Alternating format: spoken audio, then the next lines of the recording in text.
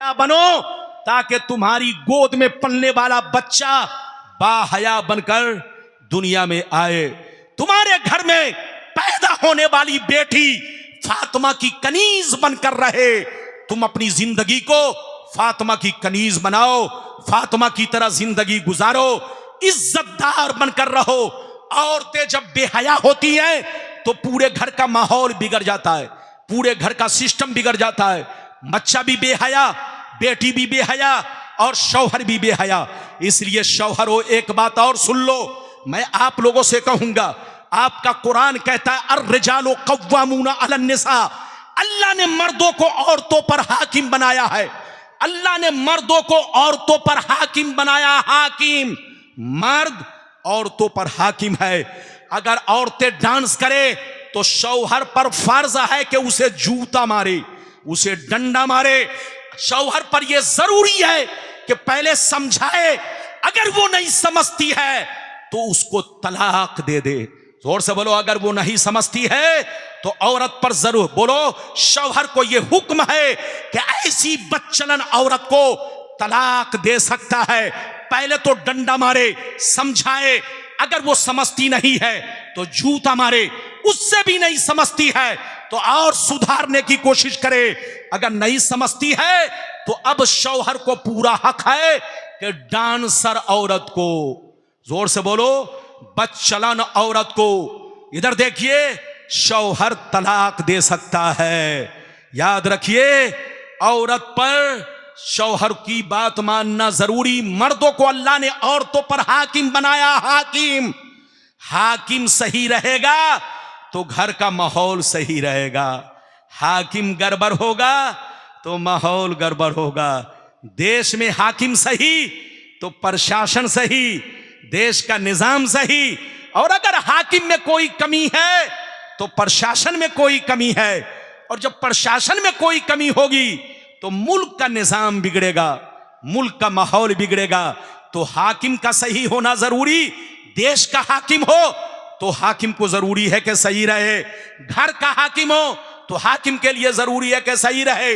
इसलिए ऐ मर्दों की जमात, तुम सही रहो ताकि तुम्हारी बीवी डांसर ना बने, नाच ना करे, न शादी में करे। हां, औरत को शादी में सिर्फ बैठकर आहिस्ता आहिस्ता दफ नात पढ़े, आहिस्ता आहिस्ता नात पढ़े और दफ बजा सकती है। क्या बजा सकती है? जोर से बोलो। दफ, दफ समझते हैं ना? अरे जोर से बोलो, दफ समझते हैं? वो प्लेट की तरह होता है।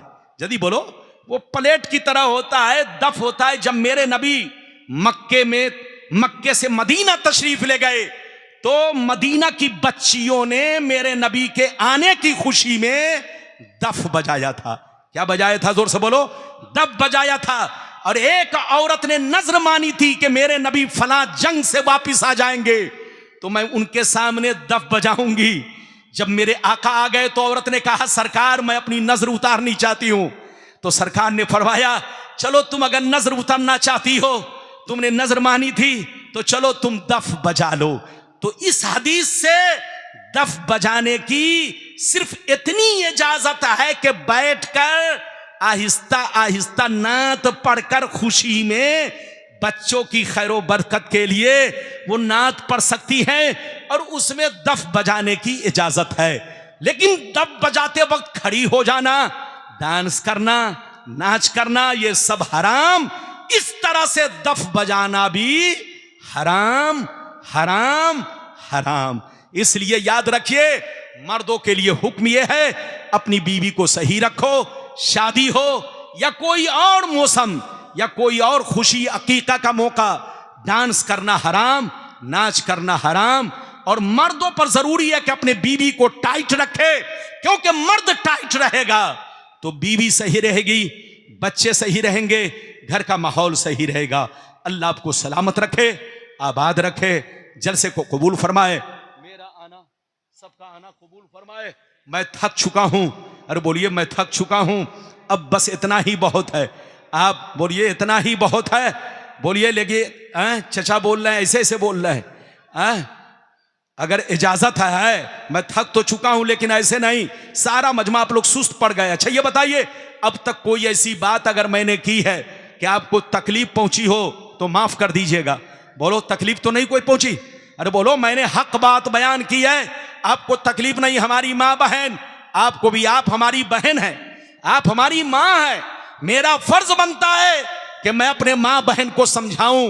और अपने माँ बहन एक बात और सुनते रहिए, जलसे में जाइए तो पर्दे के साथ जाइए, और जलसे में जाइए तो पर्दा बनकर के, पर्दे में रह करके तकरीर सुनिए।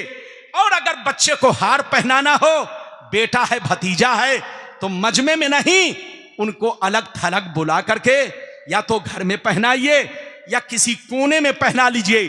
औरतों को मर्दों के बीच में आना मना है। जोर से बोलो, औरतों को मर्दों के बीच में आना, बेपर्दगी के साथ या बेहयाई के साथ आना मना है। इस चीज का ख्याल रखिए।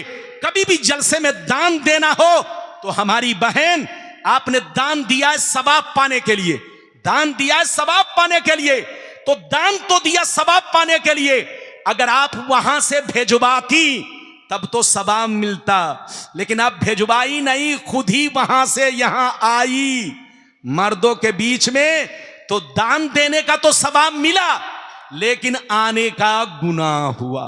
जोर से बोलो, आने का, जोर से बोलो, आने का गुनाह हुआ। इसलिए हमारी मां बहन इस चीज का ख्याल रखें।